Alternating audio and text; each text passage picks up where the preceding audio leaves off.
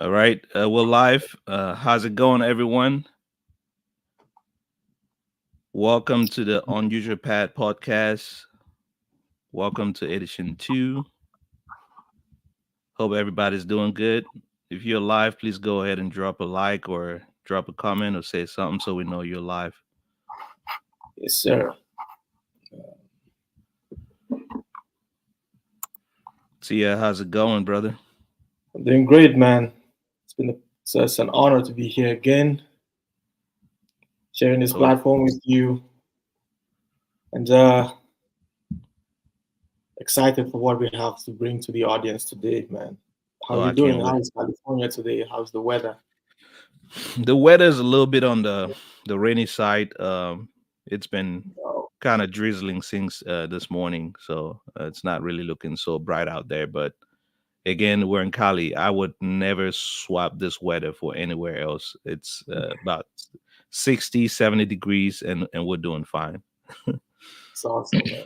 East Coast, we've had snow like 3, 4 days straight. It's freezing out here, bro. I can only imagine. I saw one of a couple of days ago. I saw a post online from the command that I used to work at in Maryland, and they were like, "Oh, it's snowing, so the clinic will, the hospital will be shut down." I was like, Mm, man, I miss those days. When I was in Maryland, there were like weeks that you just don't you wouldn't even go to work because it yeah, just kept snowing and stuff like that. So yeah, that's the East Coast. It's frozen hell out here. right, But I think we're going to have a bit of sunlight today because it looks it's more windy than it right. was yesterday, so it's definitely going to be better than we had for the past few days. It's just been hell, like freezing hell. Mm. That's Mhm. awesome. Yeah, the Yeah, I nation's think we're live. I can see the link. Just checking from my phone. We're live, and yeah. That's all right. I think what's going on today is that most people are watching the African Nations Cup, especially yeah, the audience from Cameroon, and they'll be watching the African Nations Cup. So that's probably why. But that notwithstanding, we still have a couple of minutes. But if you're tuning in, we're happy to have you on the platform. Go ahead and drop a comment just so we know you're live.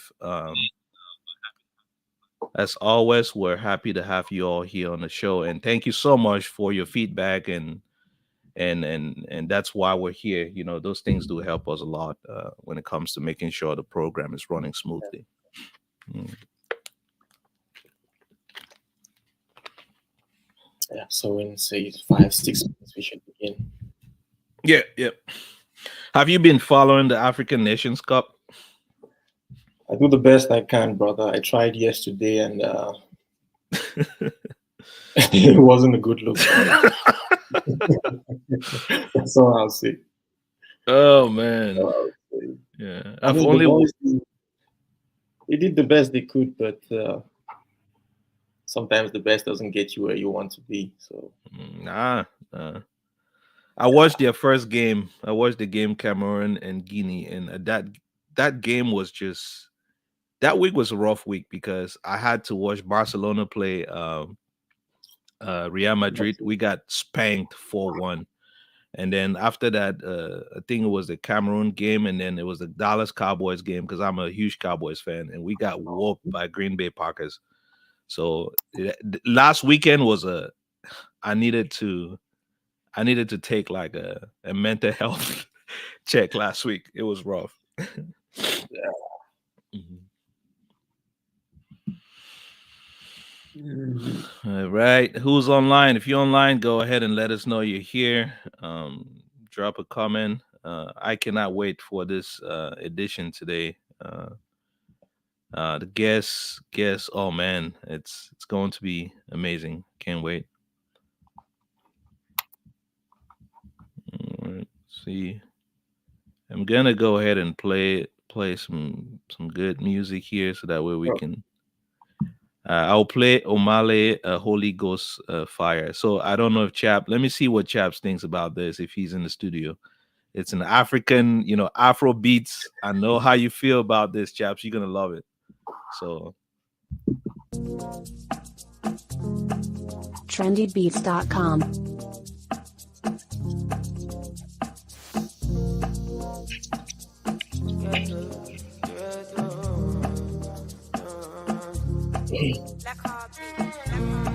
Holy Ghost fire, supernatural, boost my confidence. My cocaine, my heart desire, give me I don't know if this nothing. one. I know desire, cause you give me dinner, for the time is. You're my true lover, my mommy water, give me happiness. Oh yeah, the pantas, the pantas, the pantas, the pantas, the pantas, the pantas, the pantas, the pantas, the pantas, the pantas, the pantas, the pantas, the pantas, the pantas, the pantas, the pantas, the pantas. Holy Ghost fire, supernatural, boost my confidence. My cocaine, my heart desire, give me happiness. I know desire, cause you give me dinner, for the Chinese. You're my true lover, my mommy Is it water, in 2 minutes? Yeah. happiness. what's up? I'm saying the episode starts in 2 minutes, right? Yes, sir. All right. Yes, Good sir. to go. So that was a little, Afro beats there by Omale. It's an amazing piece. I love it. Like to start the day with it. Um, guys, if What's the you're title? live, Holy go Ghost ahead Fire. and let us. What's up? The title of the song, Holy Ghost Fire, something like that. Yes, yes, yes, yes. I think I'm growing old too fast, bro. I don't listen to music. Man, you speaking of which, that's something that I remember when we were growing up, man. Like as soon Yeah, as a song comes out, you know everything about it, you know the lyrics, like I just don't have that time or it's, the mental capacity. I don't even know lyrics of any song anymore. I don't I get think it. it's age, bro. I've outgrown most of the content that they put out there. I feel like I've outgrown that culture of listening to the same thing over and over, and especially Yes. lyrics that don't, edify me, or Right. I don't see any information that I'm pulling out of it. It's just the same materialism over and over, praising the same kind of things. Right.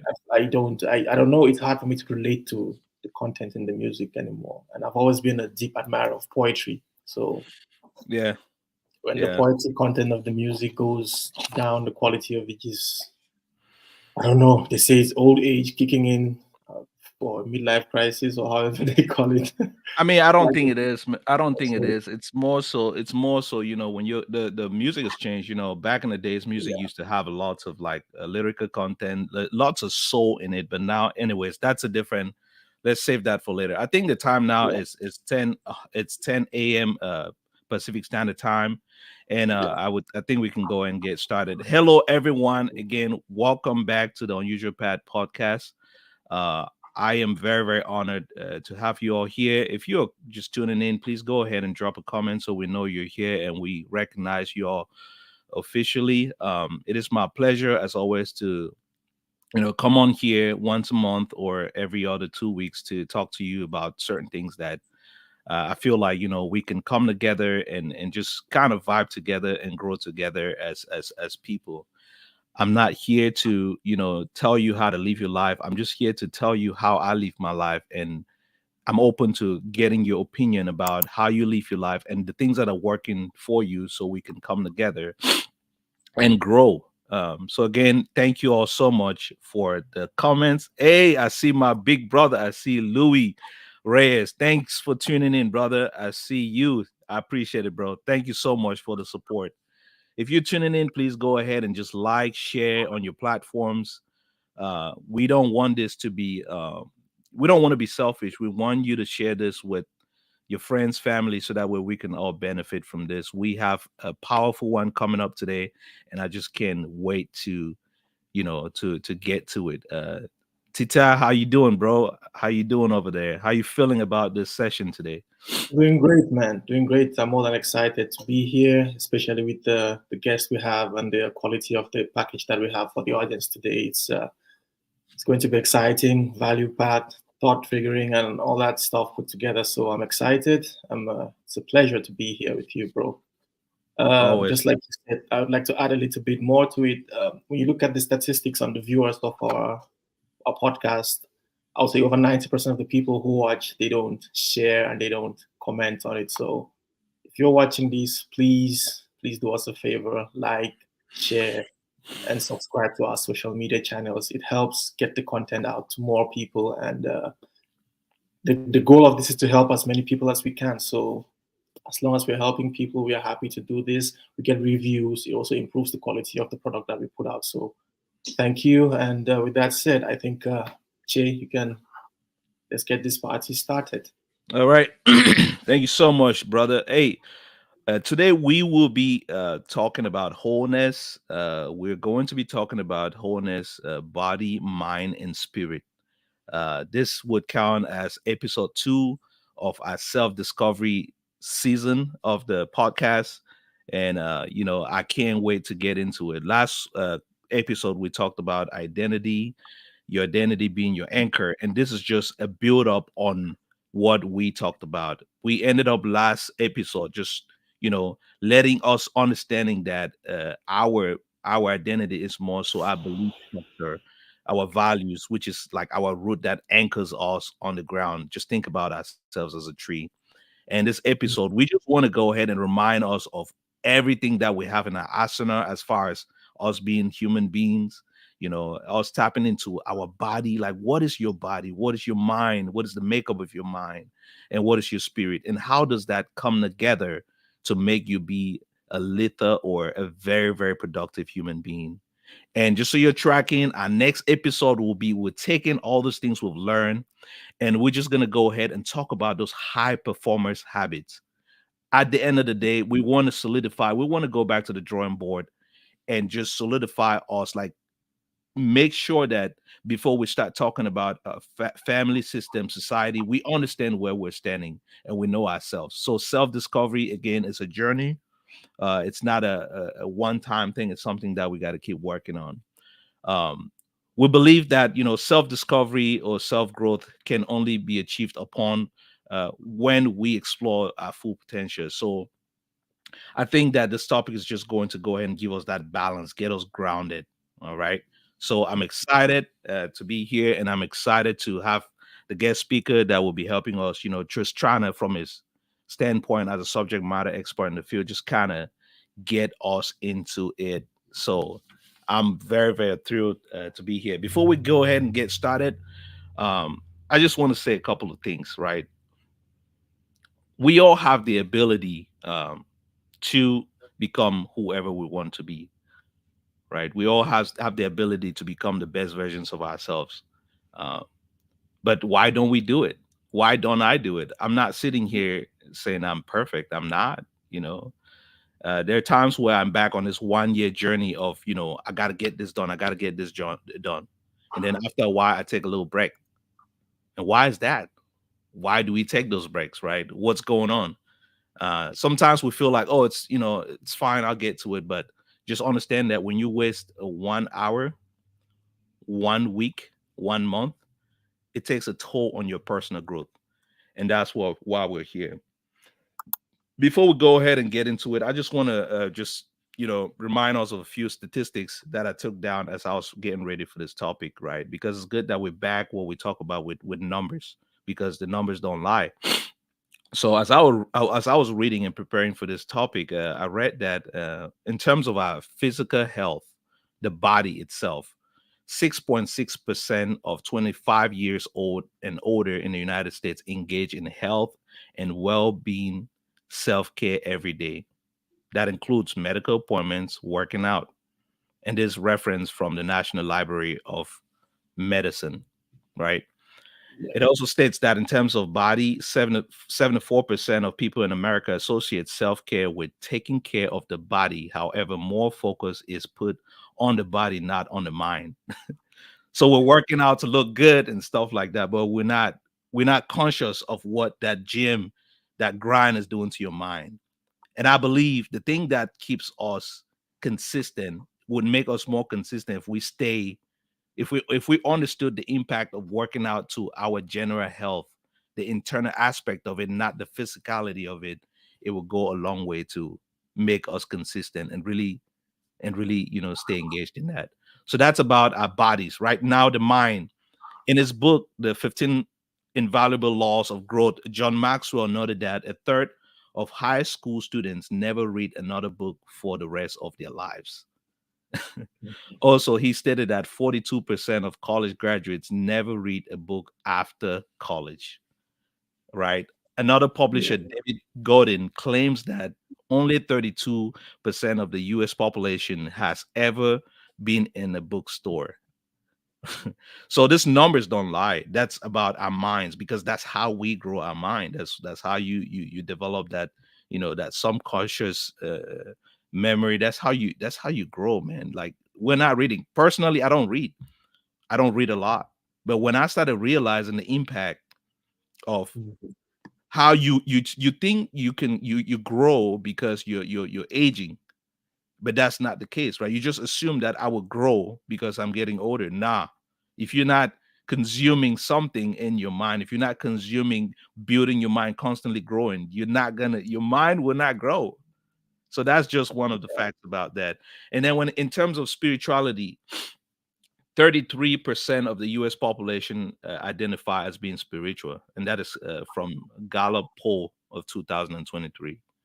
So I just wanted to bring up this facts before we get into this topic, so that way we can kind of just see how we can, tap into these aspects of our lives, body, mind, and spirit, to see how we can explore all this to see how we can explore all these aspects of our creation, to become a better human beings. What do you think about those stats, Ti? Do you have anything to add? Well, I think it's Mhm. I did not have the figures like you just read out, and it's kind of, I don't know if it's heartbreaking, but it's difficult for me to understand that a majority of people don't invest the time and energy in building themselves mentally. I would like to make this short, but when I started reading books, which is something I turned to identify as one of my greatest qualities, and I learned that, like, to coin this simple, there's a phrase that says to keep something from people, to hide a secret from people, put it in a book. That Um, statement has never been more powerful the moment I started investing in reading. Because the more you read, the more you realize that you know nothing. The more you read, the more you realize how ignorant you are. And if your goal is to build yourself physically to look strong and tough, the world we live in, unfortunately, is not a strong man's world, it's a thinking man's world. So if all you want to be is to look strong and tough and look fancy and glamorous and praise all the material things that are out there, but if inside your head it's nothing in there, there is basically no information that you have that qualifies you as a thinking person, then you will always find yourself at the bottom of the pecking order, because the world is not run by the strongest men. This is not the medieval era anymore. The world is run by thinking people. Health revolves around those who think healthily. Your thoughts, literally the manifestation of everything that you do and everything that you put out in the world is uh, is a staggered representation of what you think in your head. So if the net product of everything that you put out in the world is bad, it's negative, it's 9 times out of 10 because of the way you think. And how do you improve your thinking? How do you improve your internal growth? It's by beginning to improve the quality of the content that you feed yourself. One of the best ways to regulate the content that you feed yourself with is because when you look at the media, it is bombarding you with all kinds of information every single second of the day, right? So that's why I have over time I have moved away from watching TV. I have moved away from listening to music because I consider what I consume as diet. Your diet is not only what you eat. Your diet is what you see, what you read, what you consume, how you think. All of these things comprise of your diet. We always confuse diet with what we eat. I want to eat healthy so that I look in good shape. I have that beach body. No, that is not your diet. Your diet is everything that you consume, every form of it. So I had to quit consuming TV, social media, and all these things so that I could be mindful of what I feed myself. Now I have this library in my house where I pick and choose what I read. And I read. If it doesn't resonate with me as a person, I don't consume it. That is how I build my own self up. And like I said, the more you read, the more you realize how ignorant you are. So if the statistics that you read are true, which I believe they are true, then we have a massive problem around self-identity, self-awareness, finding wholeness in ourselves. And that is why we have an amazing guest today who's going to help us to, bring down some of these walls and expose us to the truth about attaining this level of wholeness that we all seek, because everybody's struggling with that. So with that said, man, I'm grateful that we have the chaplain with us today and can proceed with letting Yeah. him on onto the show. Yeah. No, that's powerful right there. That's powerful because it's kind of funny you're saying that, because most people, when I was reading this stats, man, I was doing some self-reflection. I asked myself, I Yeah. was like, damn, this is so true.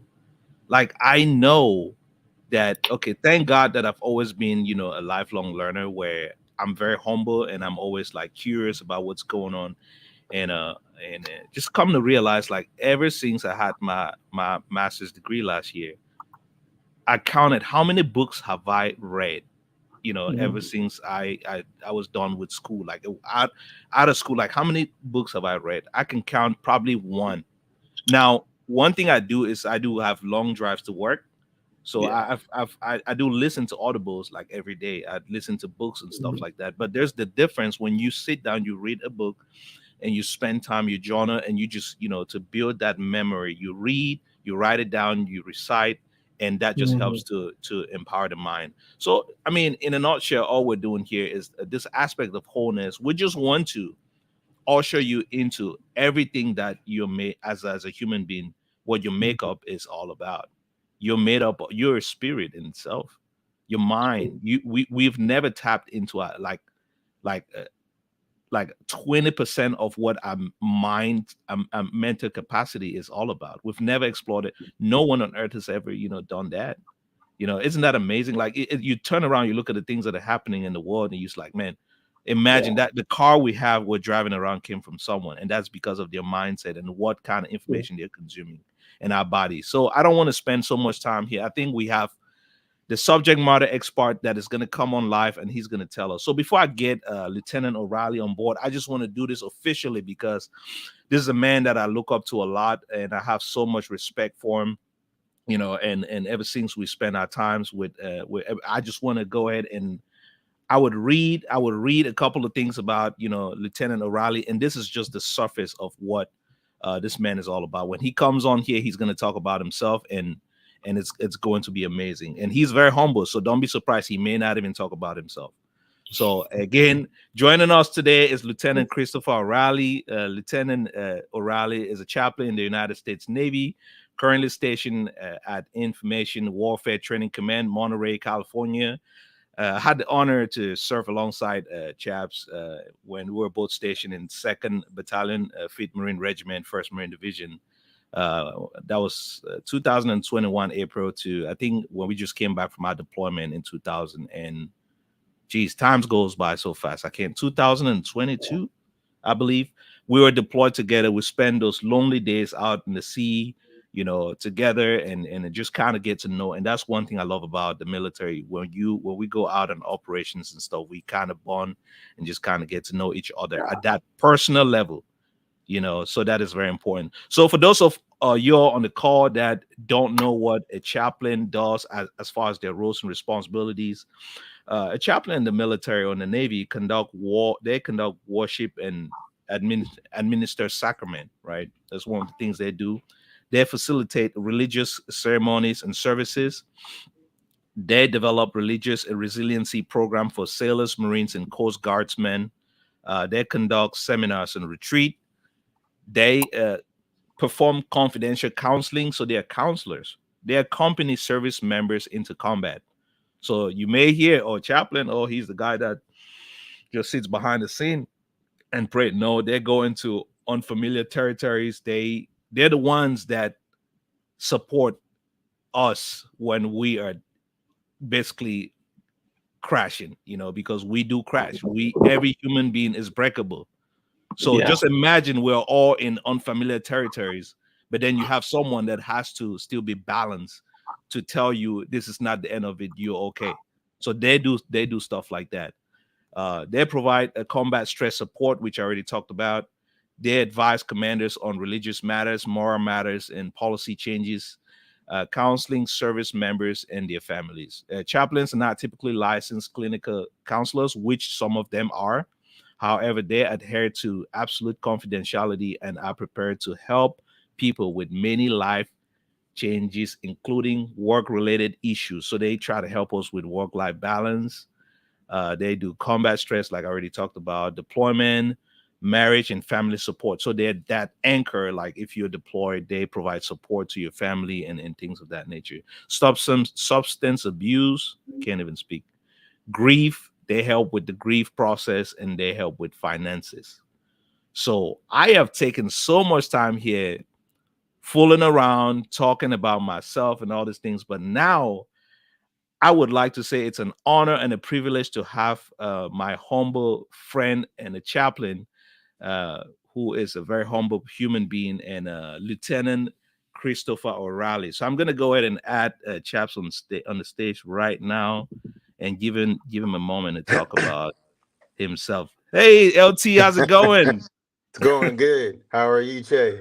Hey, brother, I'm doing great. I'm blessed. I'm blessed. How you That's been? good. That's good. I've actually been good, man. I am in my office now, up up at the command because my house wasn't good with like lighting, so and this space was, so I turned on all the lights and got the computer light and all that. So just want to make sure that you all can see me, man. So yeah, but I am doing good up here in Northern California. I know you're in Southern California right now, but it Yeah. tends to rain up here a lot, so it's a little bit colder up here.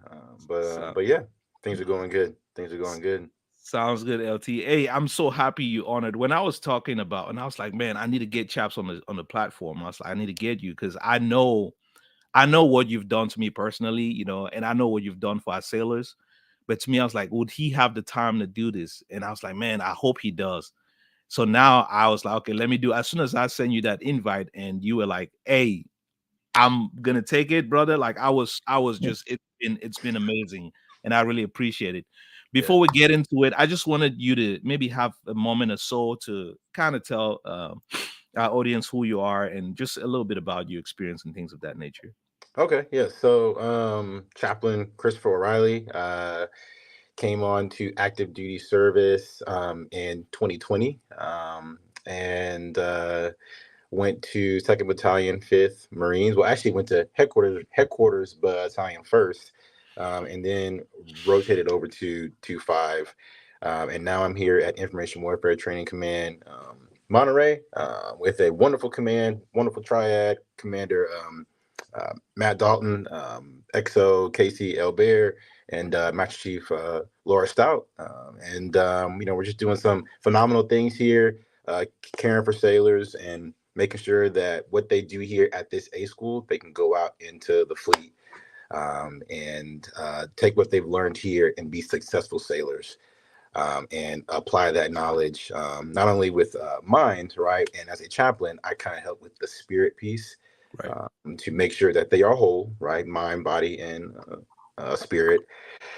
So, yeah, just I've been on active duty service since 2020. Prior to that, I was a pastor in Dallas, Texas, or hot Dallas, for Yes. about I want to say, and I kind of go back and forth with this, but for about 12 to 13 years, I was pastoring, and then I was in seminary at SMU, and then I went to undergrad up at Hampton University, the real HU for all the Howard folks out there, right? I just got to say that, right? No, So, for sure. yeah, but felt a calling to ministry probably like my junior to senior year of college.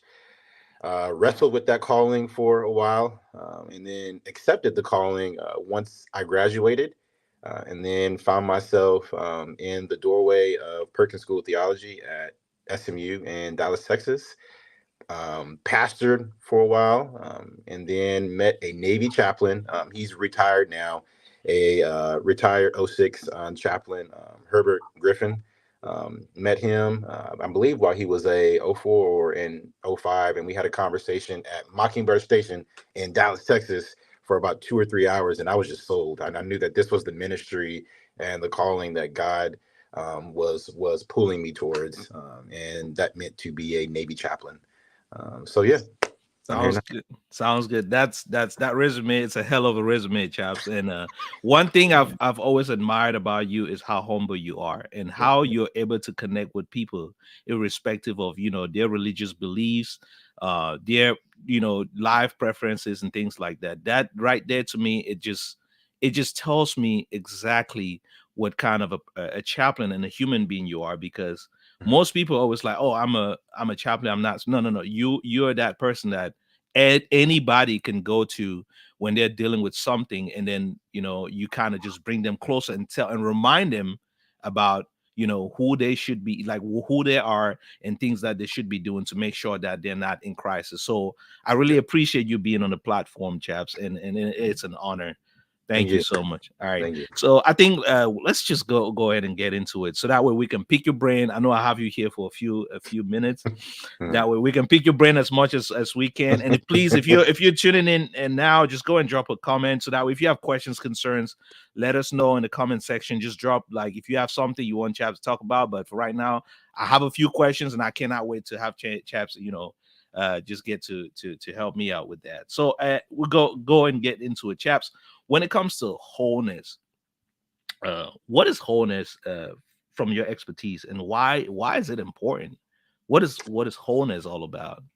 Right. So, I think wholeness is something that we attain, and we gravitate in different seasons of our life. Right. I am a firm believer that we are always progressing, right, and we are always evolving, right, and we are always changing, right, and we are always being molded into something, right, that we are either striving towards, right, or we are pulling away from, right. So wholeness to me is that part of the individual that is an ongoing process, right.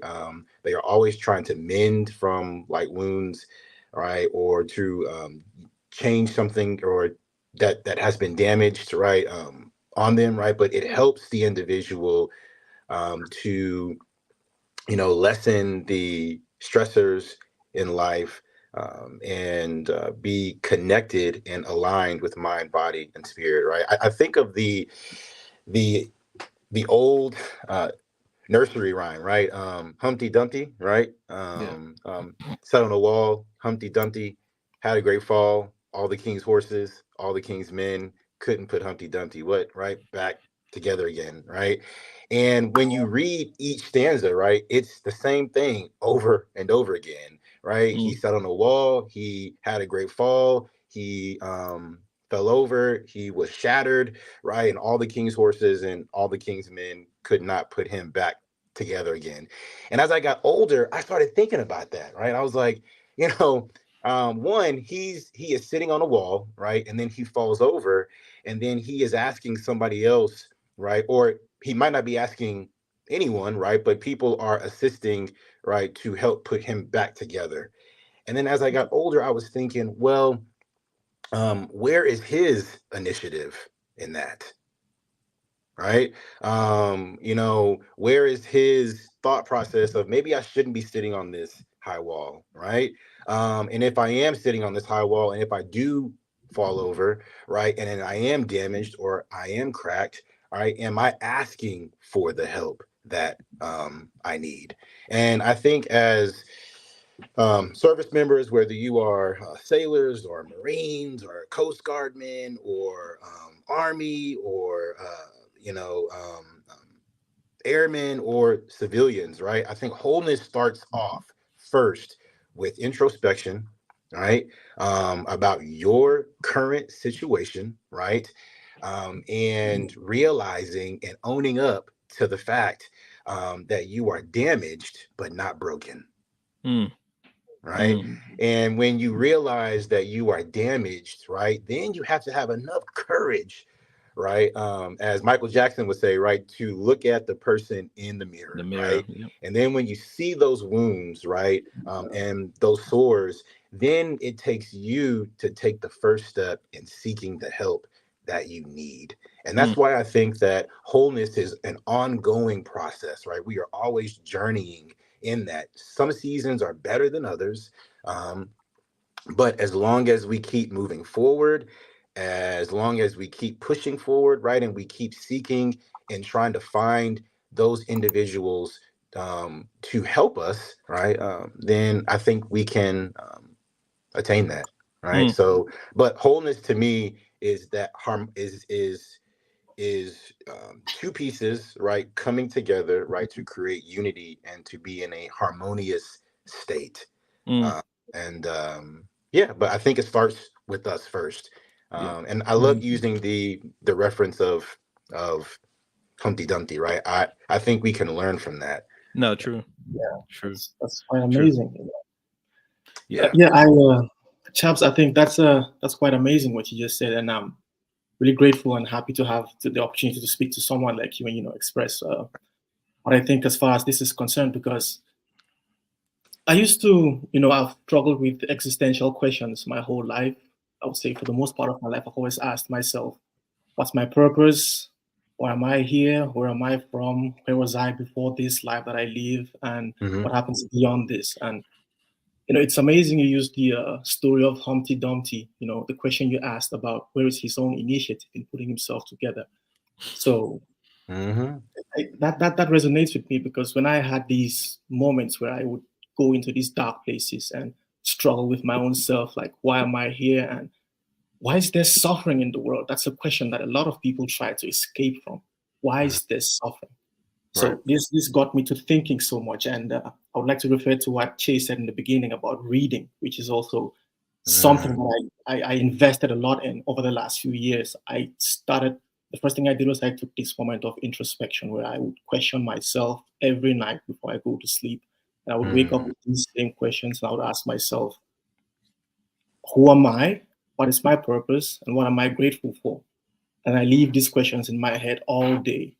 And then over time, I started reading, and I'm not exactly a very religious person. I would have to put that out there. And Right. but I stumbled on these religious writings from the Buddha. It's the Buddhist religion, right? And it got me into a point of awakening where he clearly like outlined that suffering is something that is actually real, and it's one of the most constant things that we have to struggle with as humans. Right. Not just humans. Everything across existence suffers. Planets are born, they die. Stars come into existence, they explode. We have a nice supernova, and that's the end of it. Humans are born, we die, we live a very glorious life or a painful one, but at the end of it, it's a sad story because we have to die. So the enlightening started when I realized that suffering is something I cannot escape. It's real. We have to be normal with that. The cost of suffering now with human beings at times is about our attachment to things, because we have this heightened sense of consciousness that gives us the ability to build relationships, build bonds. And when you lose these bonds to someone, it's painful. Now, the next thing that I learned from these teachings was that despite the existence of suffering and the cost to it, there is a way to end it. And the fourth part was where they have what they call the eightfold path, where you have 8 steps that you go through to break through this suffering. And the end goal of that is to get to a point where you become an observer in life. You just observe situations, you observe people, you observe things. You do not get invested, you do not get attached to anything. So if you can break that attachment and just be an observer without being invested in what is happening, then you get to a point where you realize that you are not just an isolated individual in the world, but you are a part of the whole. And being a part of the whole means that whatever you put out into the whole, you should be mindful and conscious of it. So that got me to the point where I started saying, also, if I have to be a net force for good, I have to start the work from within. which gets me back to your point. I have to start the work from within, be conscious of my own self, take responsibility for the thoughts that I allow into my head, what I consume in terms of information and knowledge, and then being able to bring these together to find that peace within myself as a conscious being, knowing that whatever I think is going to reflect itself in whatever I put out in the world. So if I am constantly finding myself in bad situations or I'm doing things that hurt people, then the problem is not with the world, the problem is with me. So I had to take that journey to dive deep into myself and to work on myself. So I think with this, I would like to ask, and yeah, and to round this up, since my brother told me that we were going to be talking to you, I didn't know you, but he spoke so highly of you that I could not miss out on the chance to meet you. So Yeah, I yeah. went and found out a bit about you, and to be honest, there's not much information about you on the internet. But the one thing that I saw that really took me was when you wrote on your Instagram that if you are born with the weakness to fall, Mm, then you are born with the strength to rise. yeah, yeah, yeah, And that really struck a thing in my head. So yeah. I wanted to ask you at this point in time if an individual who's listening to this Mhm. came up to you, maybe a 16-year-old, 45-year-old, doesn't really matter, and said, "Jabs, you're someone I want to listen to, and like Jay has been speaking the whole time, you're a great personality." And if this individual came up to you and said, "Can you please give me some advice, just one short advice that would help me find this level of peace that you've just explained," what would that be? What would that advice be? Okay, it's a good question, right? As chaplains, we always have to be ready for that, right? We are constantly having formal counseling sessions, but also, and Che knows this, having conversations out in the field or on the deck plates that may turn into counseling. So, what advice would I give someone that is trying to attain wholeness, right, and Right. to grow? I would give an example first, right? To looking at a flower, right, or a plant that grows. One thing that I love about flowers is that there is a wholeness that they, well, to me, they are the example of wholeness, right? So you have the Yeah. stem, and then you have the leaves, or if it's a rose, right, that the leaves that where it actually buds from. But what I love about it is that the flower can't grow without the stem, right? And then the stem can't grow without the ground, Mm, right? So what are yeah. you grounded in, right? And Right. I think first, whether it may be your faith, whether it may be family, whether it may be a trusted friend, whether it may be the Navy, the Marine Corps, Air Force, whatever, right? What are you grounded in first? Mm, Right, and then from that point, right, yeah. allow the stem, right, and that flower to grow. And I love the when you talked about suffering, right? As a Yeah. Christian chaplain, I can only connect that, right, with my grounding and my foundation, which is God. But it coming from the book of James, right? James wrote, um, consider it pure joy, my brothers and sisters, whenever you face trials of many kind, right? Because you know that the testing of your faith produces perseverance. Yeah. Then James says, let perseverance finish its work so that you may mature, that you may be Mm, mature and complete, not lacking in anything.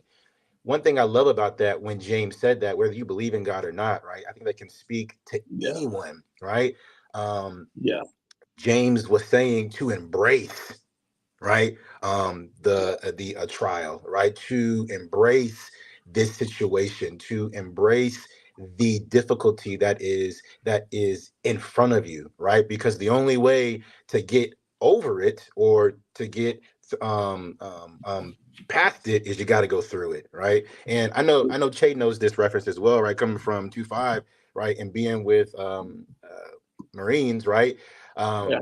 uh 0311 and infantry Marines, they call it the point of friction, right? Mm, And when they're getting ready to move in on the enemy, right, or to close Yeah. with, right, with the enemy, everyone, right, every company, the battalion commander, corpsman, chaps, RP, right, we move to the point of friction, and the point of friction is where chaos is. It's where stress is. Mhm. Um, it's where things could go wrong, right? But Marines, they do not delay the moment, right? Yeah. They embrace it and they push forward because they know that the longer they delay, right, the Yeah. more they got to think about it, the more that it lingers in their mind, and it Yeah. creates negative thoughts, right? It allows doubt, right, to start to take Yeah. root and to grow. So Marines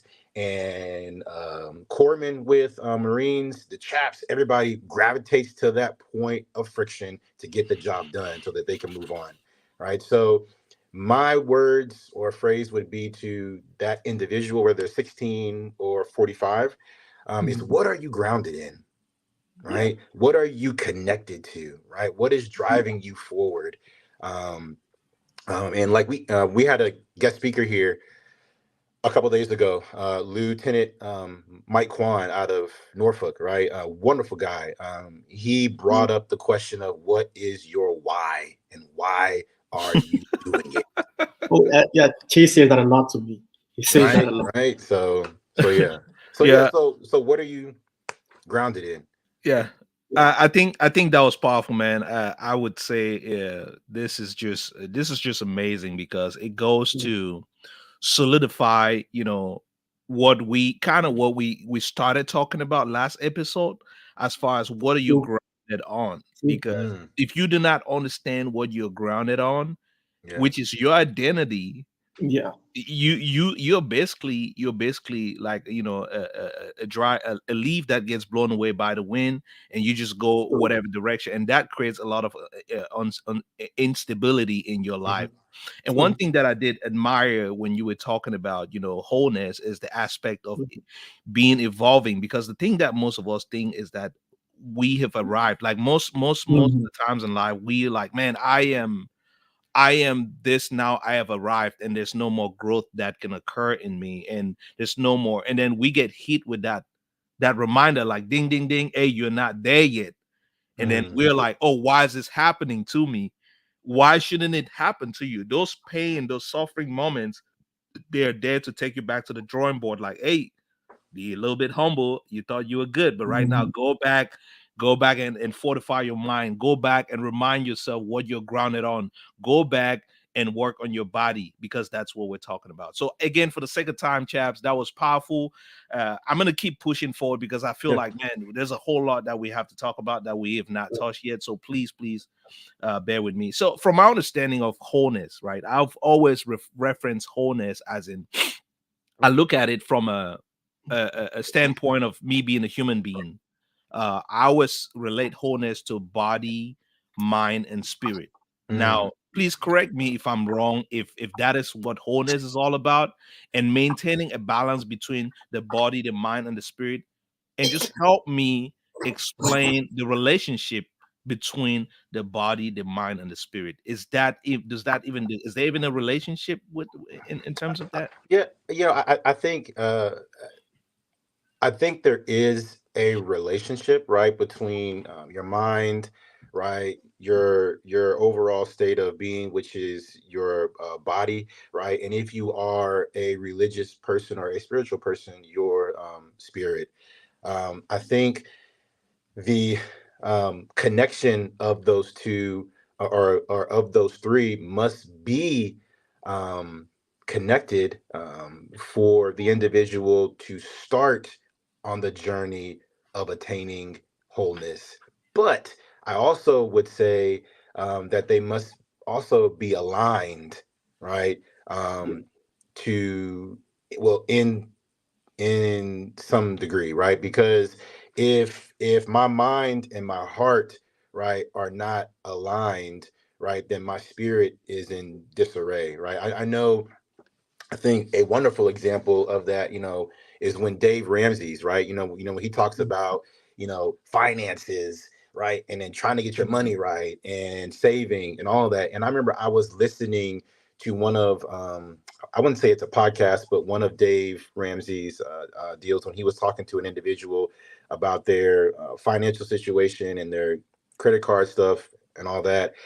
And the guy was saying, yeah, well, you know what? I've made it up in my mind, right? That I want to be a better person with money and with savings. And Dave Ramsey says, that's great, right?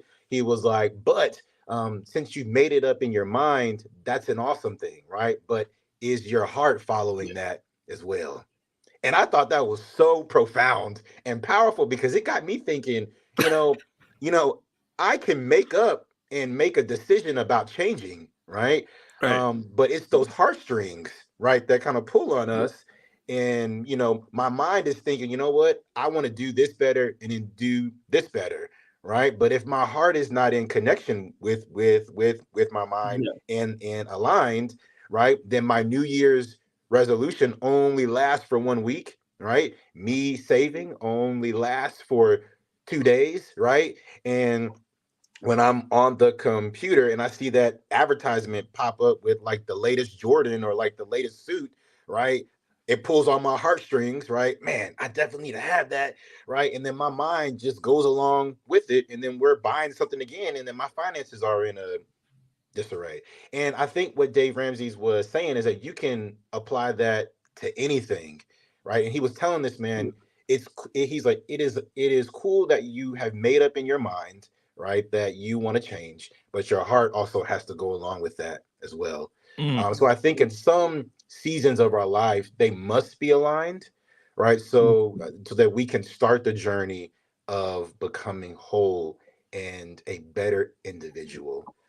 So I do think that mind, body, and spirit do have that they do have a relationship, mm. and they do have a connection, but they also must be aligned.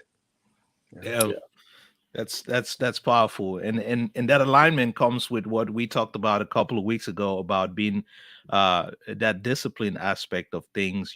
Being intentional, and that is powerful because you can say all those things that's in your mind, but like you said, if it's not your heart, it's not, you've not developed that act of intentionality of like, There it okay, i is. want i want to i want to get this, but let me go ahead and be intentional about it. And what can I do on those microscopic changes that you have to make from a daily basis, as far as the decisions you make, and being Hmm. intentional about it. If you don't do those things, then you are not gonna achieve that goal. So that was very powerful.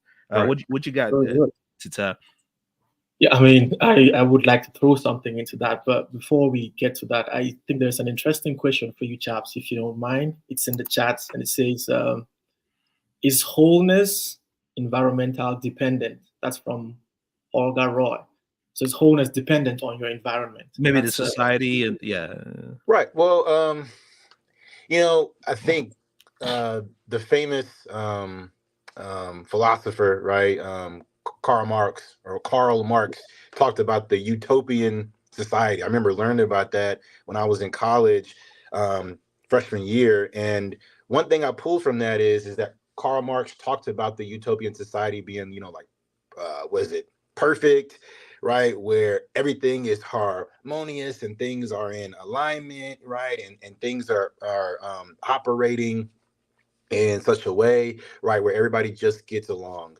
And as I got older, I realized that we don't live in that type of world, right? Whether you are in the U.S. or you are over in the Middle East or over in Europe, right? We don't live in a perfect world, and there is no such thing as a perfect environment. So I don't think that wholeness is a success based on your environment, right? Because I think that listening to Lieutenant Mike Kwan, right, and his story, he was evolving right through trials and through struggles, and pushing forward, and he created this why in his mind and in his heart of what he wanted to attain. Now, I will say this as a pastor and as a chaplain, um, Yeah. that if you are talking about family dynamics, and friend dynamics, or friendships, and your family or your friends may be toxic to you, right? And what I mean by toxic to you is toxic to your growth mentally and spiritually. Then that is when I would connect that to the environment, because we know that family, right? We it's something that we are born into, right? And friends, right, is something that we gain along the way. Right. But if family and friendships are becoming toxic to you, right, then you need to step back, right, have some introspection, turn inward, figure out why a certain individual in your family or your friends may be toxic, right, and figure out the necessary steps for you to set boundaries, right? You don't have to fully pull away from them, right? But you can set boundaries, for yourself and for them, that can create a healthy connection so that you can attain and start on the journey of wholeness. I hope that answered your question. Yeah, it did. And if I were to throw in something to complement what you just said, Chaps, um, I would say from my perspective, the dependence on the thing about environment influencing your wholeness, it also depends on the context with which you define the environment, because your environment could be the external environment that you live in, and in which case, like you said, it could affect it, but it doesn't depend on it. If I Hmm. understand it, if I understood you clearly. Hmm. So also, what I think comes when it comes to environment, it could be the internal environment that you live in, because when you look at, I would say, for example, the sense organs that we have, the eyes that we have, the ears, the nose, and all these things, they are designed to interpret the outside environment. Yeah. But your eyes don't see what happens inside of you. Your ears don't hear what happens inside of you. You don't feel it from the inside. You can't taste the chemicals in your body. But to man, we know that the most complicated piece of engineering on this planet is the human body. So when it comes to environment, if I were to add something to Mr. Roy's question is, yeah, your external environment can influence you, but it doesn't affect you. What I would want you to work on would be your internal environment. So if you can turn off all these organs that are facing the outside world and start dealing with the inside world, that is where you live, because this is the environment that you spend from the day that you were born to the day that you die. You live within this being, and you have to be mindful of everything that is happening inside this being. So the thoughts that you entertain, the feelings that you entertain, the actions that you carry out should be something that comes from within you, and you should be mindful of every single step that you make. So if you can design this internal environment, then you need not to worry about what is happening outside, because you are in control of this being. So that's all I would add to what you just said. Yeah. Yeah. Yeah. That's great. All right. So great questions and great comments keep coming in, and I'm so appreciative of that. In terms of, I think we're gonna expand a whole lot. We season 2 is actually talking about you and the environment. So season 2, it's funny that this question is coming up. So we're gonna elaborate on that, because in season 2 we want to build. Season 1 we want to build you. We want to take you back to the drawing board. We want to solidify who you are as a person. We want to get you that self discovery, that self develop, that self awareness going on. And then season 2, we want to see how you fit in the environment. We want to see how you fit in the dating world, in the relationship world, in marriage, in society, and things like that. So please, if we do not answer all your questions, I would just say I apologize for that. We're gonna keep, for the sake of time, we're gonna keep going. And we normally keep this each episode at least at most an hour, but please, I would apologize today that we may extend 30 more minutes, if you don't mind. So bear with us, or we're going to keep pushing forward. Chaps, one thing that I've always come across, and one thing I try to live by, is that exponential growth. I've read a couple of equations about exponential growth. There's something that I've come across that reads exponential growth equals physical growth plus mental growth times spiritual growth, right? That means, like, basically, if you're good in math, you understand what multiplication is all about, right? So spiritual exponential growth equals physical growth plus mental growth times spiritual growth. To me, it strikes that it makes me do see exponential growth, see link the aspect of wholeness to productivity. What do you have to highlight on that? So exponential growth equals physical growth, and then you said plus mental growth times spiritual growth. Right. I Do you guess agree? Do you? Let's start by saying, what do you think about that formula? Is that even? Is that yeah, even? so when I heard exponential, right, Right. I kind of started shivering, right, because I'm horrible at math. I was like, because I was like, man, well, I hope Chay's not about to ask me No. a math question, but so I mean, but when I was thinking about Right. exponential growth, right, I was thinking about, that exponential is fast paced, right? Right. It is this rapid movement, right, where we Right. are moving forward at a certain rate Right. of speed, right? So exponential growth equals physical growth, right? And then Right. physical growth, right, is, if we when we're in the gym, right, Yeah. and we're lifting weights, right, and we know that we have to be consistent with that to maintain Right. the muscle. Then I was thinking about, well, that's plus mental growth.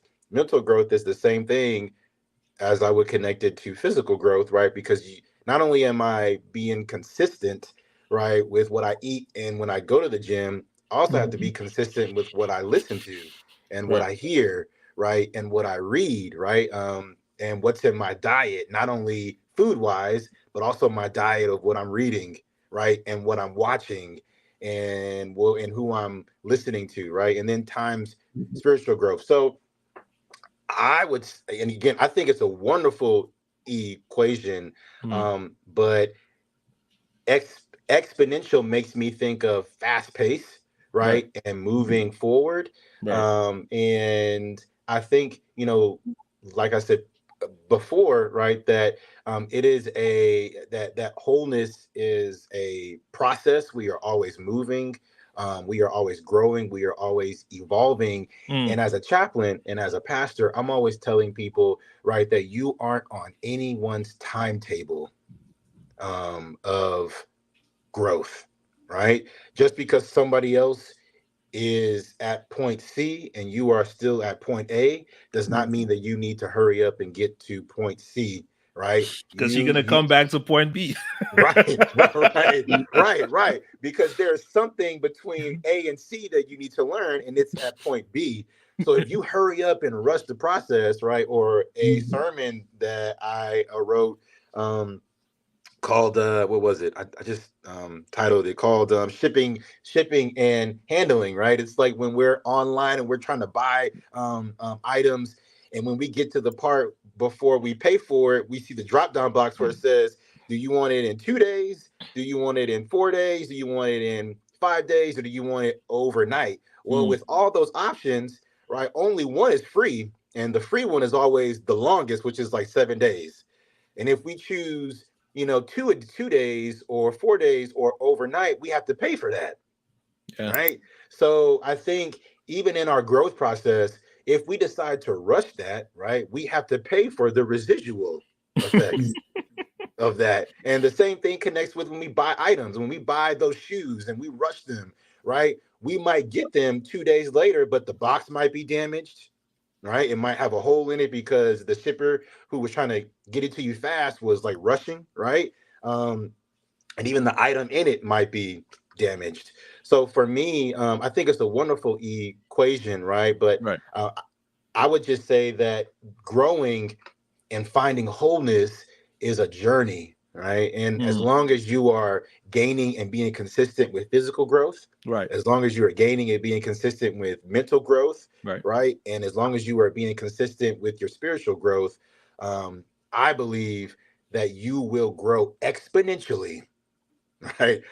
In the right season and in the right time, as long as you are consistent, right? But don't rush the process, because to get to A to C, there is something that B has for you that is going to elevate you in a whole nother way. And I know for myself, there were moments in my life where I was trying to rush the process.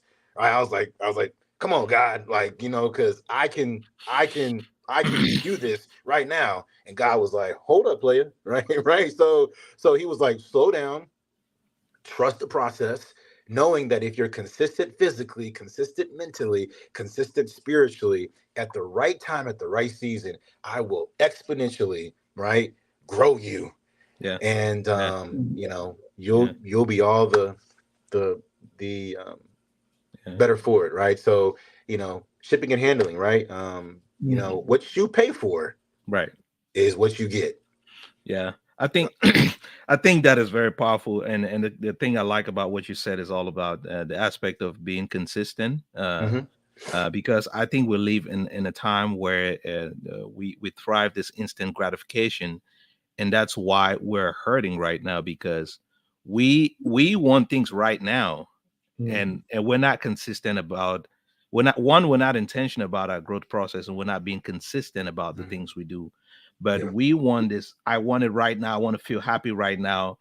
And Yeah. that's why whenever I talk to people, especially when it comes to like when people hit me up about counseling, like personal, I'm not a counselor by any means. I'm not a mental health provider or anything like that, but then I break it down to them, the healing process. And I always say one thing: you're going through something now. Let's say you're 35 years old. You're going through something now. It's because of you are 35 years worth of experience.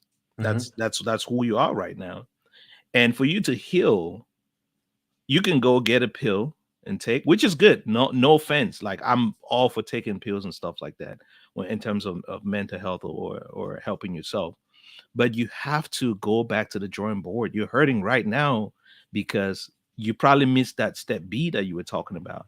Hmm. How about you start peeling back the onion and going to the core of it and finding out what is life trying to teach me during this moment? No, That's you're good. not depressed. You're not about to die. Just calm down. Go back to the drawing board. Let's go back and baby steps. Let's go back to this minor things. How you taking care of your body? How you taking care of your mind? How you taking care of your spirit? Let's come up with a plan and start consistently building up back, giving yourself, knowing you've been going through life 35 years old. It may take you another 5 years to rebuild your foundation. Just be patient. So that right there, chaps, is very powerful. And I'm so sorry. This topic is, I'm very passionate about this topic, and and I know y'all are passionate about it too. But for the sake of time, I'm sorry. I'm just gonna keep pressing forward so we can hopefully wrap up the show in about maybe 25 more minutes. Chaps, there's this thing about wholeness and mental resiliency. I know that in the military there's something we call warrior toughness, and it Hmm. evolves around body, mind, and spirit. What is your take on wholeness and resiliency? Um, Wholeness and resiliency. Let's see. So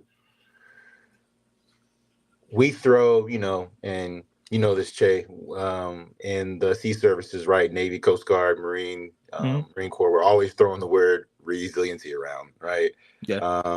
So my relation, or what is the connection between wholeness and resiliency? I think it goes back to the why, right? Like, like, why are you doing this? What is pressing you forward? And what is grounding you? I shared this recently when Lieutenant Mike Kwan came and spoke to the command. And towards the end of that, when he was talking about the why, I brought in, and actually, I think it was a funny story, but it kind of turned into a lesson, right? So my apartment complex, we have a carport, and when I park my car, and then next to me, there's a gentleman who is going to NPS. He's in the Marines. And for those of y'all don't know, that's Naval Post graduate school.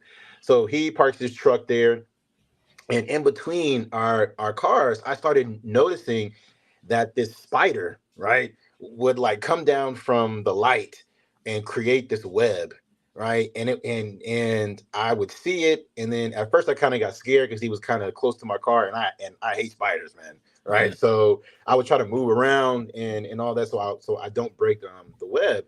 Well, then I would come out, and then the web would be gone when the truck was gone, right? And then when the truck came back, the web would reappear again. And I would take notice of it, for about a week, and then I stopped. And then I stopped because I saw the spider out on the web, right? Creating the web, right? And then going back where the web was like crooked and making it straight. And I stood there, man, for like 15 minutes while watching this spider do its thing, right? And it hit me in that moment. I was like, wow, every time this truck is gone, the web is gone. When the truck comes, the web is back. And then I went inside my house and went on Google, right? Because Google tells you everything, right? So I was like, why do spiders create webs? And it gave me 3 variable reasons. One is when they create a web, they look for the best place to find prey. Right, they have determined in their spider mind that this is the best place to find prey. The second thing was they look for the best place where there's light and where there's circulation of like air flowing, which that was a carport. And the last thing it said to me, and it hit me, was the third thing is that they look for a solid structure that provides an anchor for the web to stay connected to. I was like, bro, and when I saw that, I started shouting, and I was like, wow. So I went back out and stood there for the 5 minutes watching this spider do that, and then I noticed where the web was. There was a long line that went down to the bed of the truck, and I looked at it, and I was like, wow. This spider went all the way down, connected the web to the bed of the truck, and then went back up.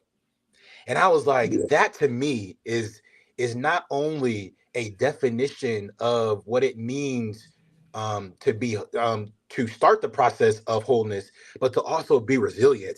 Right. Every time that truck moved, he would go back up. Like the web would like break and probably fall over. And then when the truck came back, he would come back down, connect the truck, and start the web all over again. And I got to thinking to myself, how many of us as human beings, right, would have enough resiliency to like keep doing that every time we get the rug pulled out from us and we fall on our behinds? How many of us would have the resiliency, right, to keep pushing forward in light of situations that may seem dark and dismal from season to season to season, right? And I shared that at the end when Mike Kwan stopped when he was finished talking about the why and connected that to mental resiliency and wholeness, right?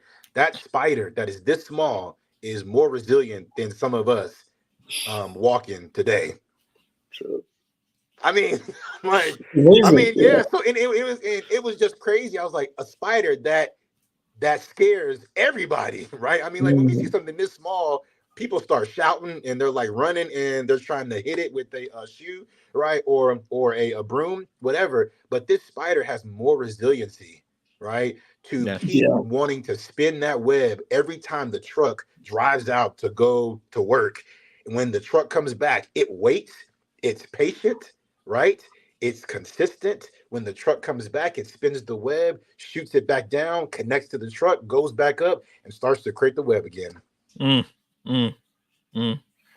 That's powerful. That's powerful. I mean, What you got? I was just about to say, like in some cultures, like in the ancient Egyptians, they actually looked at the spider as a source of enlightenment because they looked at the way this small creature would just how they would build a web, and no matter how many times the web got destroyed, they will go back to it with perfect architecture and then sit in the middle of it. That level of commitment is something that you don't find in people. So I was kind of excited when I hear you starting off with the story of the spider, because I've read a lot about spiders. And I don't know, people feel that they're one of my favorite insects. Just Yeah, knowing that in yeah, some cultures they are looked upon as, you know, a sense of a sign of enlightenment. And then just on a right. side note, I noticed some comments here with some of the audience. It feels like they kind of missed a message, which I don't know. I have a comment here that says man is obviously a relational being, and you can never separate self from environment. Which I think Mm, is, and chaps, you can throw something onto this. But I think that this comment is kind of missing the point, because the Yes. question about man and his environment, chaps clearly explained that you are not a product of your environment per se, but you have, because you have the authority and the ability to design your external environment the way you want it to be. I believe hmm. that's what I understood from what Chaps said. And then I went a Yes. step further to say, yeah, Chaps, not just design the outside, you can also design the internal environment. So before you become a product of it, you have to be conscious of the environment that is designing the attitude, the character that you put out in the world. So if you design your Right. external environment and you take full control of your internal environment as well, then you don't go out there and let the environment design you, because you are in charge of that environment. If you don't have this control over yourself, especially, then you go out there and you operate on autopilot. The environment designs you, and you think that your life is a product of this environment, but Yeah. relinquish I your think. power over that environment, Yeah. right? Cool. I think we kind of talked about that during the last episode, because we talked True. about, the different milestones that form who you are as a person. And we went through that, and we Mm. talked about when you approach these milestones in life, right? When you, especially when you like from childhood all the way to adolescence, all those things are there to define. It helps define the fine print of what you are going to become, as in Mm. when you go through society and you experience all these things that you experience in, it goes back to, you have that choice to make, the choice that you make to go back to your belief system. And okay, now Yeah. what are my values and things like that, that is you defining how you want to approach those things. So yes, we're a function of our environment and how we relate to things, but we have that choice, like you said, Tita, to build that internal environment. Because when we talk about influences, how you've been able to use the milestones that you've gone through to Right. form the type of human being that you are, to be able to influence others. That's why most people that are influential are always looked as they're weird, they're different, Correct.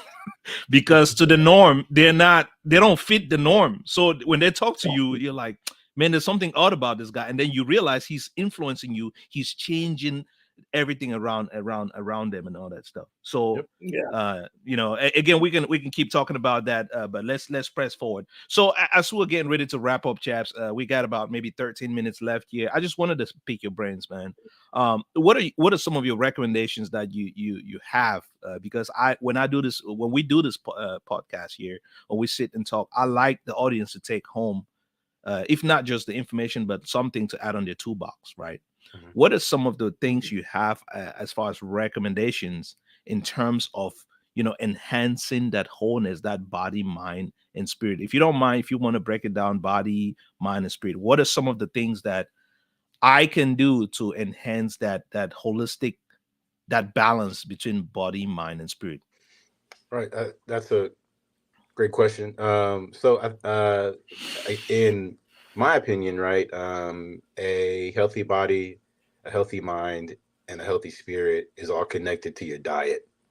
I think we look at True. diet only through what we eat, and not through what we listen to, or what we read, or what we watch. Right. Mm, So what's in your diet is the first thing. And if I were to talk only about a healthy body, right, it's been proven and tested, and there are stats on it. Right, like people who work out, people who do cardio, people who do yoga, people who run. Yeah, cardio, whether it's bicycling, running, or calisthenics, people who do yoga, people who lift weights, people who do, CrossFit, right? It has Mm. been statistically proven, right, that it helps their body, right, to maintain, if I can use a biology word, homeostasis, right? Mm-hmm. To like always, Jay, right? Yes. To always finding balance, right? Like our bodies are consistently every day always trying to find this homeostasis, always trying to be balanced, so that we feel good, right? So people who work out and who eat right, right, whether that may be, you might be a vegetarian or a pescatarian, right, or a vegan, right, that also connects with body. Or right, you have decided to eat maybe 2 meals a day, right, because the body can live off of 1 meal a day, Yep. right, Yeah. and if that meal has consistent nourishment, right, and you're drinking water, right, so it's how you it's if you work out, if you are eating healthy, and you are eating in moderation. The second thing for a healthy mind, I think it goes back to working out, right? It's also been proven, that those who do cardio and CrossFit and weightlifting and calisthenics, that also connects to their mind, right? When you are running, and Che, you already know this, man, running out in 29 pounds, man, right? When it was hot.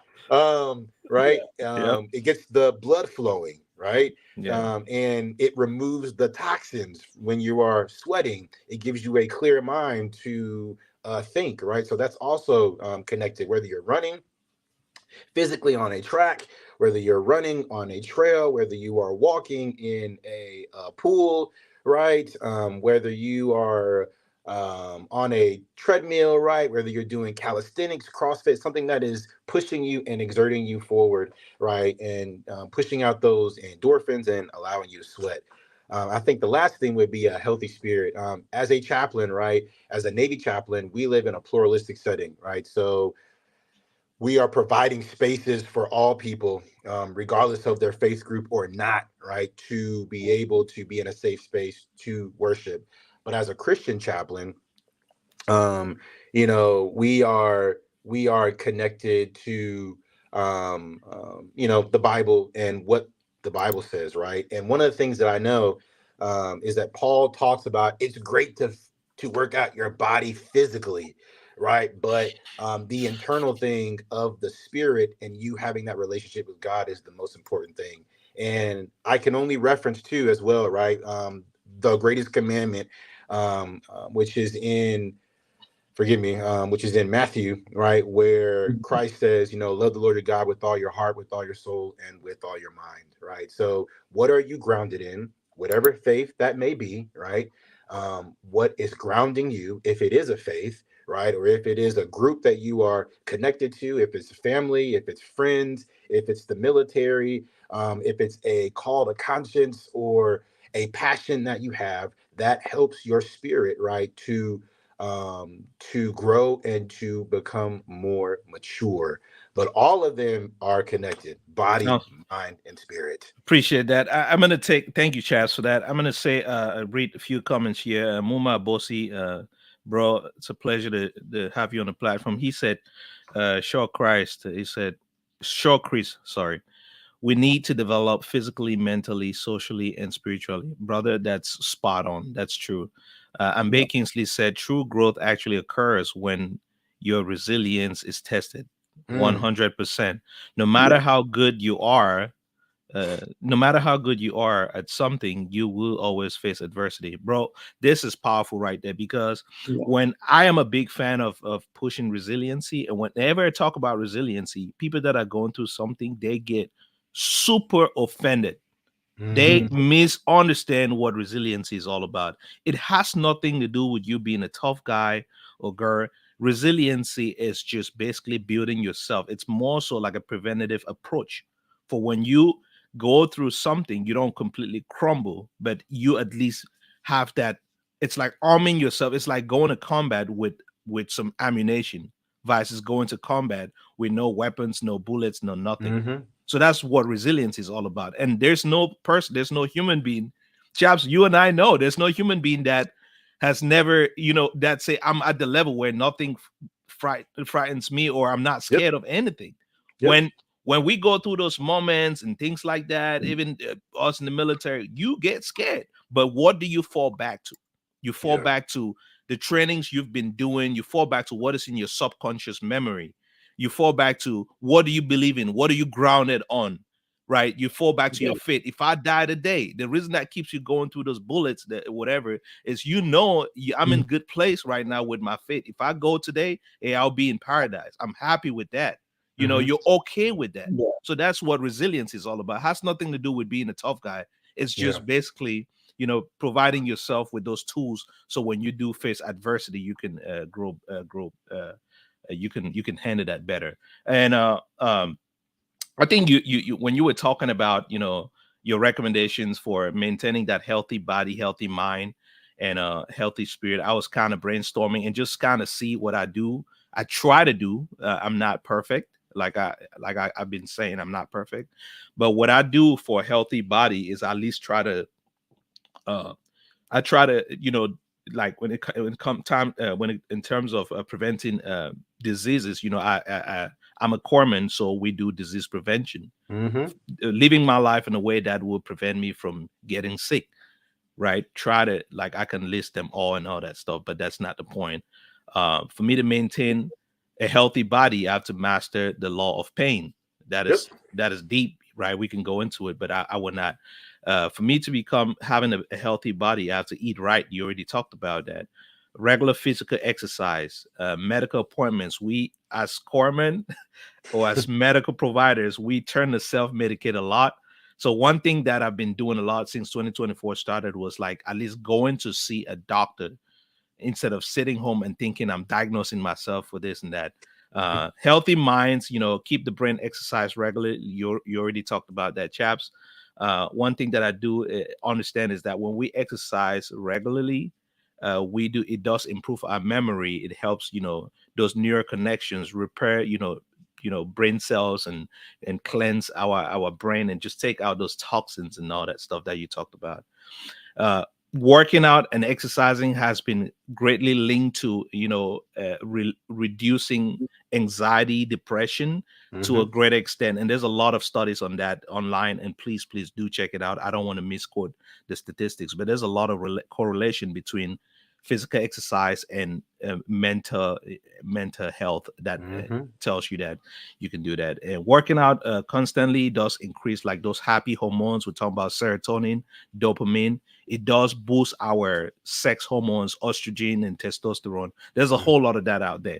But one thing we do as a society right now that want that quick fix is we want to go to the doctor. I need this right. I'm going through this. I need this right now. But if we tell you go get up in the morning, go on a 10 minutes run, you don't want to do that. I hate running, but I have to do it anyways. Healthy minds, we're talking about positive thoughts, just having that mindset of gratitude. Get up every day, thank whoever, thank God. I do thank God every day when I wake up. I meditate. Hey, I appreciate you for giving me, being graceful for me to see this day today. Read books, grow Mm-hmm. mentally. Read books. And then for spirit, you already talked about it, chaps. Faith, belief system. You're a part of something bigger than yourself. That's one thing we fail to understand. We get out there and we feel like, oh, it's me, me, me, me. No, the world keeps You're evolving. part of the whole. Right. You don't even, if you look at the way the world is structured, you're not even like, bro, who cares Yep. about it? Yeah. Yeah, Yep. It's not yeah, about yeah, yeah. you. So, So and I do want to say one last thing before you give closing comments, but right. I just wanted to share with resiliency, and for anybody who is listening, just provide a spliff of encouragement. I connect with two stories about resilient individuals. One is David and Goliath, right? And how a lot of times people glaze over the the one verse where it said that David ran out to meet Goliath. He ran out to meet his challenge. He ran out to meet his situation, and he did not hesitate because he was grounded, right, in the God that he believed in, right, in the God of Abraham, Isaac, and Jacob. And I love it when the scripture says that he ran out to meet him. The second thing, and Che is gonna know this, and I have to lift it up, man. 2-5, man. Captain Lord A. Williams in the Battle of Bellawood, fighting Yes. the Germans pre-Nazi era. Right. Captain Lloyd A. Williams is taking 2nd Battalion, 5th Marines through the Bellewood Forest in the Marne Valley in Yep. Germany. And as other individuals, the French and I believe the army were retreating, right? This one guy was running past him and he says, retreat, retreat. And Captain Lloyd A. Williams looks at him and says, retreat. Hell, we just Hell, got here, right? And I love that because that was when, and they kept pushing forward while people were doing what? Running retreat. back. Yep. And that was when 2nd Battalion, 5th Marines got their call sign, Retreat Hell. But I love that what he said was that in the face of opposition and in the face of of just like you said, Jay, right, being scared, they kept pushing forward, right? And that battalion, 2-5, went on to defeat the Germans, and the Germans retreated and gave the name to the entire Marine Corps, Tufelhunden, which was what? Devil dogs. And they Yes, said sir. that about them because they said that these guys fight like dogs out of hell, right? They did not give up. They did not press back and run back, right? They met the challenge, right? And they kept pushing forward in the light of adversity. So David and Goliath and Captain Lloyd A. Williams, they both ran to the challenge, Mm, and they had enough courage to keep pushing forward, and they did not retreat at all. So yeah, man, that's just man. Man, Chaps, you always get me pumped up, man. You always get me fired up. I know, like, when we're prepping and stuff like that, like, back in our days of 2-5, like, when you come up there, you're getting us amped up and stuff like that, just puts me on a different horizon. So I appreciate yeah, that. yeah. In a nutshell, I think what we would do is our next episode, and we're getting ready to wrap this up. And let me say this, and then I'll give the stage to my brother to say a few things, is that what we're trying to accomplish here today, what we were trying to accomplish is just let you know what you have in your arsenal, what your makeup is all about. Now you understand what your makeup is all about: body, mind, and spirit. And now we're trying to establish that balance. The next episode we will be going into, okay, how do we become intentional about improving ourselves in all those dimensions, right? We're going to talk about, that law of intentionality, because we assume that we just grow as we age. We Mm, have to debunk that whole misconception. We don't just grow as we age. Growing is intentional. We all have goals. If you ask anybody on earth, we have goals, mhm, right? But why we're not achieving our goals, right? We mhm, have to, talk about, like, okay, most people grow, most people have goals to become the next this, next that, next that. But why do they crumble when they get there? mm, Why do they crumble? Because we do not focus. If you focus on personal growth mm, versus goals, when you grow internally, those goals always get achieved anyways. But if mm, you keep focusing on, I want to become a millionaire, when you become a millionaire, you've not grown internally to be able to handle that amount of money, handle those relationships that come with it. Most of those people turn to fall apart. So, in a sense, what we'll be doing in the next episode, we're going to be talking a lot about, how to enhance those high performance habits and how to set those goals and sustain who we are as a human being. Hey, mm. chaps, I can't thank you a lot. I can't thank you enough for, taking about 2 hours out of your day to come here and share your wisdom. I look forward to, inviting you on the platform for subsequent, editions of the podcast. I really appreciate all your time. And before I say goodbye, I would like to turn over to my brother if he has a few things to say, and then we'll get back to you, and then I'll close it out. Yeah, sure. It's been quite a great session talking to you, Taps, and it's always great seeing my brother and having these sensitive conversations with him. And from the deepest bottoms of my heart, I say thank you for your time. Thank you for the knowledge that you've shared with us. At least I've picked a couple of things that I can add to my own arsenal, and I believe that everyone who is listening to us has added a lot to their arsenal. I would also like to comment on the story you shared about the 2-5.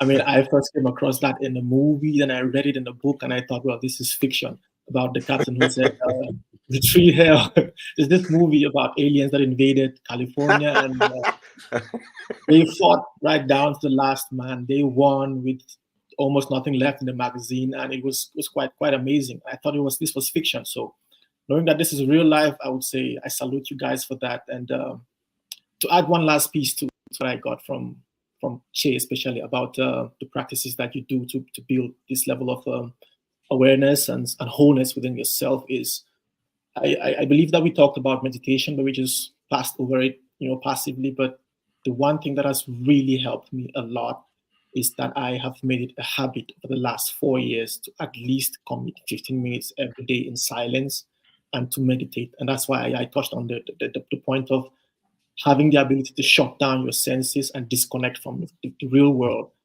and connect with the world within. Because if you don't have mastery of the world within, the outside world, you will be a complete haphazard.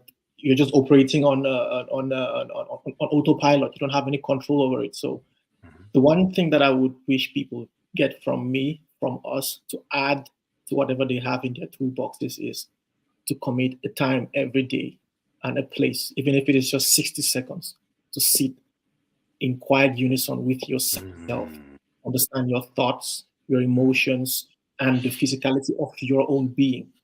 When you have that alignment within it, now you can do the physical exercises. Yoga basically transforms to union in self, emotions, spirit, and the physical body. So once you align all these things together, you attain wholeness.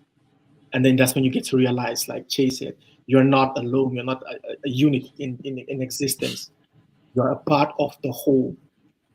So once again, chaps, this conversation we could have it for 6 hours, and I'm sure there won't be a dull moment. There won't be a single dull moment. And, thank you so much. Thank you to the audience, and hopefully we can do this again some other time.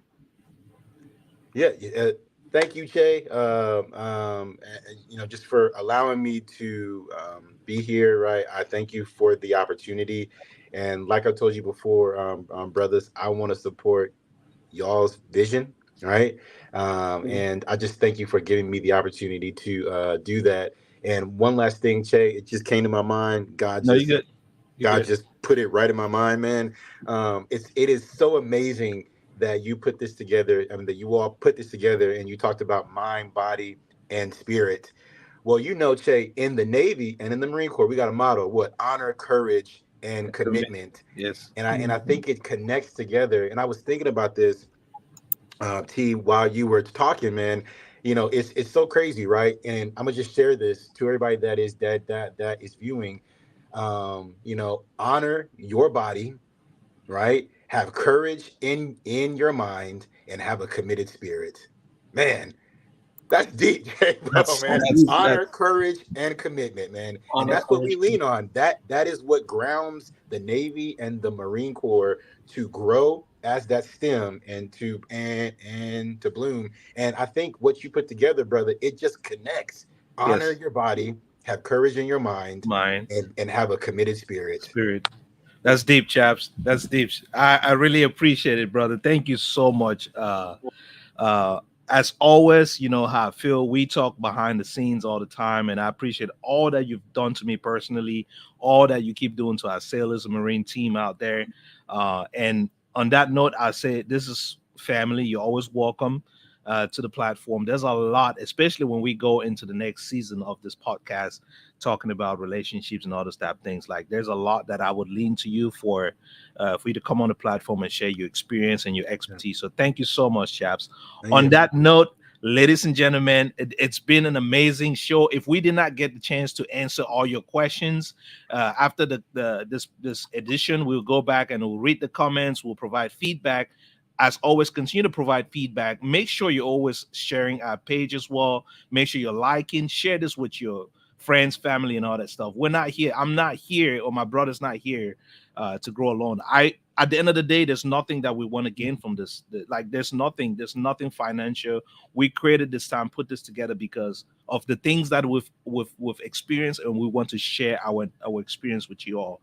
So please feel free to share this information to your family, your friends. At the end of the day, we want to build a healthy society out there. That's all that's at the end of the day, that's a motivation behind this. Until next time, it's been a great episode. I really appreciate your patience. I know we went longer.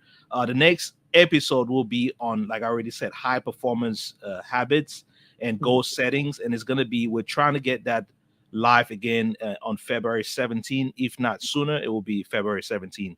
Please continue to comment. Let us know how often you want this, us to come on live. We can come on live as not, I would not say every day, but at least please bear with us, because we do have jobs and we have families and things like that. But it's about to get real interesting when we unfold the next season. So thank you so much for your time, and I really appreciate you. Thank you, chaps. You're welcome. Thank you, brothers. Thank you. Thank you. All right. Thanks, everyone. I'll see you all on the backside. Thank you. Okay.